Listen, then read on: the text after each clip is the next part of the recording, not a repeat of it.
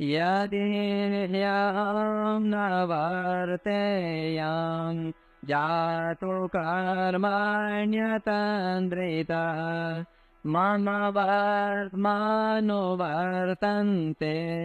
मनुष्याः पार्थ सर्वशः उत्सीदेयुरिमे लोका न कुर्यां कर्म चेदहं शङ्करस्य च कर्ता स्यामुपहन्यामि मा प्रजा। 23वां और 24वां श्लोक। हे पार्थ, अगर मैं किसी समय सावधान होकर कर्तव्य कर्म न करूं तो बड़ी हानि हो जाए, क्योंकि मनुष्य सब प्रकार से मेरे ही मार्ग का अनुसरण करते हैं। यदि मैं कर्म न करूं तो ये सब मनुष्य नष्ट भ्रष्ट हो जाएं और मैं संकरता को करने वाला तथा इस समस्त प्रजा को नष्ट करने वाला बनूं। व्याख्या। 22वें श्लोक में भगवान ने अन्वय रीति से कर्तव्य पालन की आवश्यकता का प्रतिपादन किया और इन श्लोकों में भगवान व्यतिरेक रीति से कर्तव्य पालन न करने से होने वाली हानि का प्रतिपादन करते हैं। यदि ह्यहं न वर्तेयं जातु कर्मण्यतन्द्रितः। पूर्व श्लोक में आए वर्त एव च कर्मणि पदों की पुष्टि के लिए यहाँ ही पद आया है। भगवान कहते हैं कि मैं सावधानी पूर्वक कर्म न करूं, ऐसा हो ही नहीं सकता।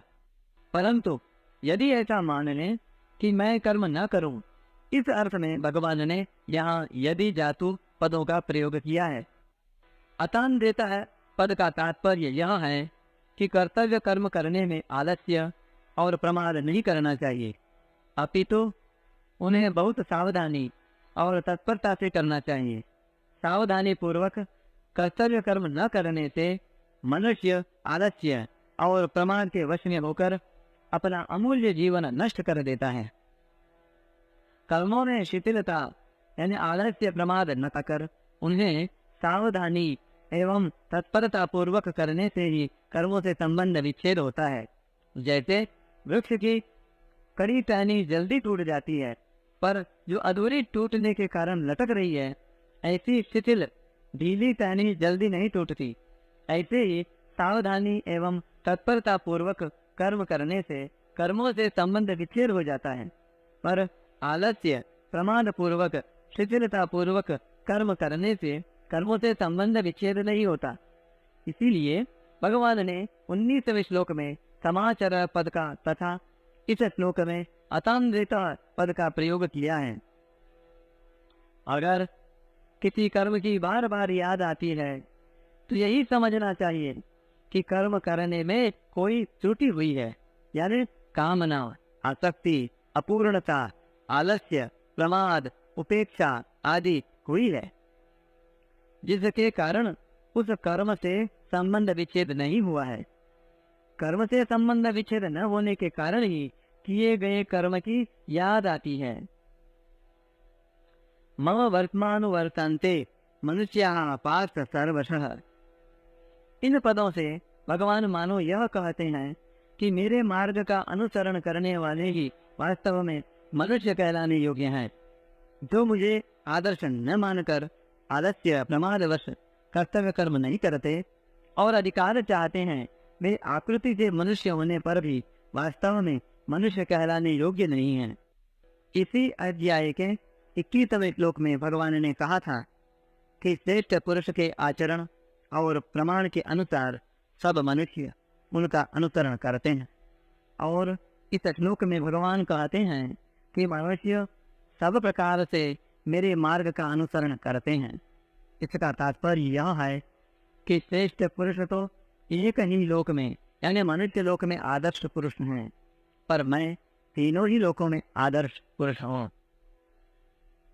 मनुष्य को संसार में कैसे रहना चाहिए, यह बताने के लिए भगवान मनुष्य लोक में अवतरित होते हैं। संसार में अपने लिए रहना ही नहीं है, यही संसार में रहने की विद्या है। संसार वस्तुतः एक विद्यालय है, यहाँ हमें कामना, ममता, स्वार्थ आदि के त्याग पूर्वक दूसरों के हित के लिए कर्म करना सीखना है और उसके अनुसार कर्म करके अपना उद्धार करना है। संसार के सभी संबंधी एक दूसरे की सेवा यानी हित करने के लिए ही हैं। इसीलिए पिता, पुत्र, पति, पत्नी, भाई, बहन आदि सबको चाहिए कि वे एक दूसरे के अधिकार की रक्षा करते हुए अपने अपने कर्तव्य का पालन करें और एक दूसरे के कल्याण की चेष्टा करें। उत्ति देयुरिमे लोका न कुर्यां कर्म चेदहम्।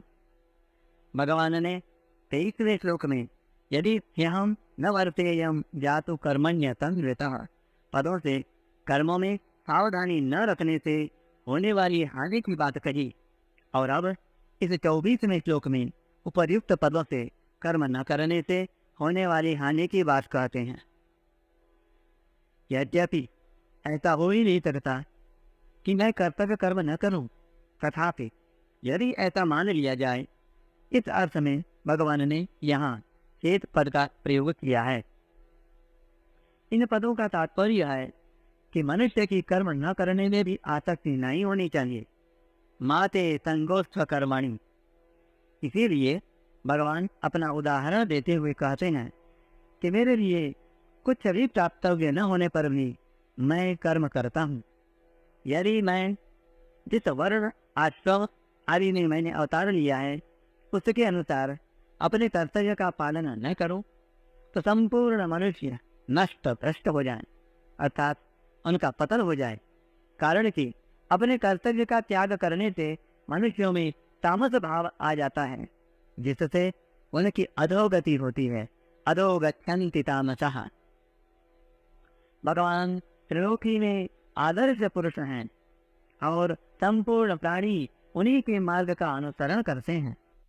इसलिए यदि भगवान कर्तव्य का पालन नहीं करेंगे तो त्रिलोकी में भी कोई अपने कर्तव्य का पालन नहीं करेगा। अपने कर्तव्य का पालन न करने से उनका अपने आप पतन हो जाएगा। संकरस्य च कर्तव्या उपहन्यानि महाप्रजा।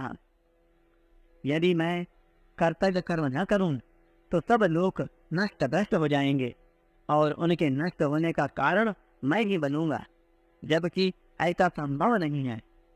परस्पर विरुद्ध दो धर्म यानी भाव एक में घुल जाएं तो वह संकर कहलाता है। पहले अध्याय के 40वें और 41वें श्लोक में अर्जुन ने कहा था कि यदि मैं युद्ध करूंगा तो कुल का नाश हो जाएगा। कुल के नाश से सनातन कुल धर्म नष्ट हो जाता है। धर्म के नष्ट होने पर संपूर्ण कुल में पाप फैल जाता है। पाप के अधिक बढ़ने पर कुल की स्त्रियां दूषित हो जाती हैं और स्त्रियों के दूषित होने पर वर्ण संकर उत्पन्न होता है। इस प्रकार अर्जुन का भाव यह था कि युद्ध करने से वर्ण संकरता उत्पन्न होगी। टिप्पणी: अर्जुन के दलील के अनुसार भी यदि विचार किया जाए तो वास्तव में कर्तव्य का पालन न करना ही वर्ण संकरता का कारण है। युद्ध में कुल का नाश होने पर स्त्रियों का दूषित होना उनका कर्तव्यचित होना ही है और कर्तव्यचित होने से ही वर्ण संकरता आती है। यदि स्त्रियों में यह भाव रहे कि हमारे पतियों ने युद्ध रूप कर्तव्य का पालन करते हुए अपने प्राणों का त्याग कर दिया पर अपने कर्तव्य का त्याग नहीं किया, फिर हम अपने कर्तव्य का त्याग क्यों करें, तो वे कर्तव्यचित नहीं होंगे। कर्तव्यचित न होने से उनका सतीत्व सुरक्षित रहेगा, जिससे वर्ण संकरता आएगी ही नहीं। परंतु यहाँ भगवान उससे विपरीत बात कहते हैं कि जिस रूप कर्तव्य कर्म न करने से वर्ण संकरता उत्पन्न होगी। इस विषय में भगवान अपना उदाहरण देते हैं कि यदि मैं कर्तव्य कर्म न करूं तो कर्म, धर्म, उपासना, वर्ण, आश्रम, जाति आदि सब में स्वतः संकरता आ जाएगी। तात्पर्य यह है कि कर्तव्य कर्म न करने से ही संकरता उत्पन्न होती है। इसलिए यहाँ भगवान अर्जुन से मानो यह कहते हैं कि तू युद्ध रूप कर्तव्य कर्म न करने से ही वर्ण संकर उत्पन्न करने वाला बनेगा, न कि युद्ध करने से, जैसा कि तू मानता है। विशेष बात, अर्जुन के मूल प्रश्न का उत्तर, यानी मुझे घोर कर्म में क्यों लगाते हैं, इसका उत्तर भगवान 22वें, 23वें और 24वें 3 श्लोकों में अपने उदाहरण से देते हैं कि मैं तुम्हें ही कर्म में लगाता हूँ, ऐसी बात नहीं है। प्रत्युत मैं स्वयं भी कर्म में लगा रहता हूँ, जबकि वास्तव में मेरे लिए त्रिलोकी में कुछ भी कर्तव्य एवं प्राप्तव्य नहीं है। भगवान अर्जुन को इस बात का संकेत करते हैं कि अभी इस अवतार में तुमने भी स्वीकार किया और मैंने भी स्वीकार किया कि तू रथी बने और मैं सारथी बनूं। तो देख, क्षत्रिय होते हुए भी आज मैं तेरा सारथी बना हुआ हूँ और इस प्रकार स्वीकार किए हुए अपने कर्तव्य का सावधानी और तत्परता पूर्वक पालन कर रहा हूँ। मेरे इस कर्तव्य पालन का भी त्रिलोकी पर प्रभाव पड़ेगा, क्योंकि मैं त्रिलोकी में आदर्श पुरुष हूँ। समस्त प्राणी मेरे ही मार्ग का अनुसरण करते हैं। इस प्रकार तुम्हें भी अपने कर्तव्य कर्म की उपेक्षा न करके मेरी तरह उसका सावधानी एवं तत्परता पूर्वक पालन करना चाहिए।